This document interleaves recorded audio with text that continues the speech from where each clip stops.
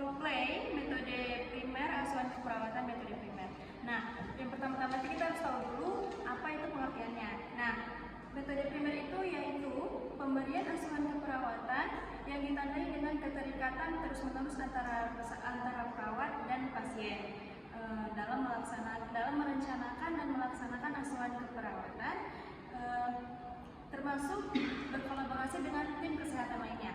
Tugas perawat primer ini yaitu dimulai dari pasien masuk, datang, dirawat hingga pulang.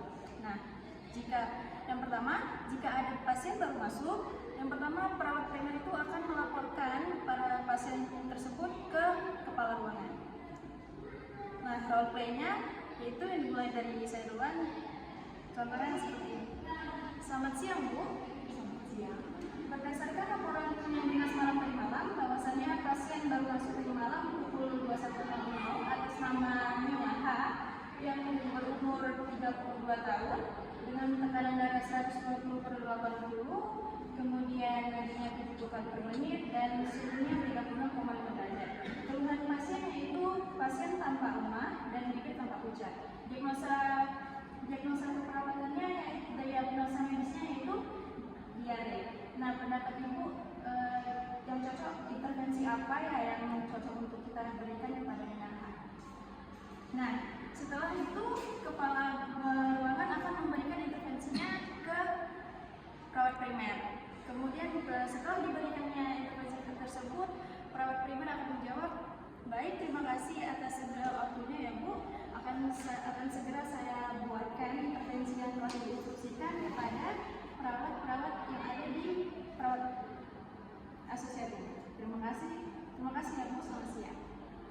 Nah, kemudian yang kedua yaitu setelah diberikan instruksi intervensi dari kepala ruangan, maka saya sebagai perawat primer akan memberikan instruksi intervensinya itu kepada perawat-perawat asosiatif yang akan melaksanakannya kepada pasien-pasiennya. Sebagai perawat 1 dan perawat 2. Nah, terus selamat siang. Saya berdasarkan kesepakatan antara saya dengan kepala ruangan bahwasanya intervensi yang akan kita berikan kepada Nyonya H yang memberikan diagnosa medisnya yaitu diare, yang pertama yaitu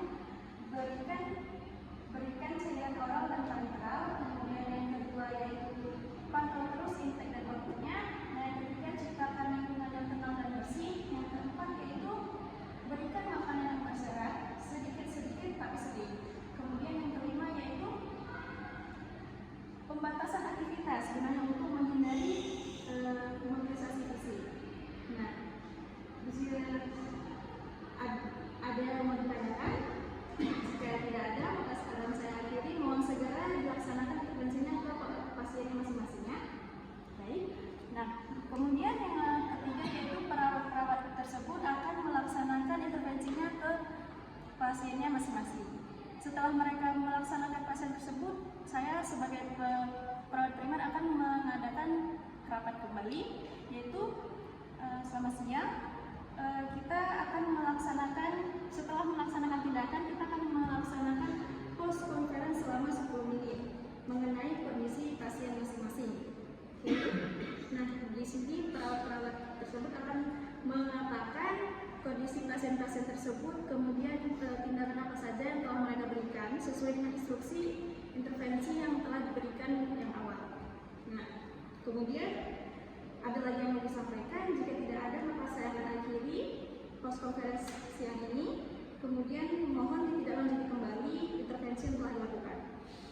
Nah, kemudian setelah sudah ditindaklanjutinya seperti itu, beberapa hari kemudian, ketika sudah dilaksanakan intervensinya, pasien sudah boleh pulang menurut yang seperti yang dikatakan dokter. Maka perawat tersebut akan melapor kepada saya, yaitu perawat primernya. Maka respon setelah mereka mengatakan pelaporan tersebut, saya akan mengatakan, baik, jika pasien sudah membaik, maka intervensinya tidak perlu dibuat lagi, namun tetap pantau kondisi pasiennya. Untuk persiapan pulang akan saya siapkan untuk persiapan pulangnya.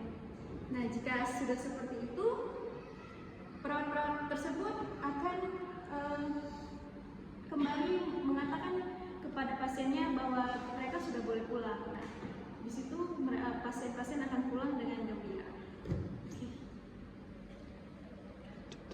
Baik, itu dia praktikum untuk manajemen ini. Kemudian untuk praktikum metode primer asuhan keperawatan. Terima kasih. Assalamualaikum.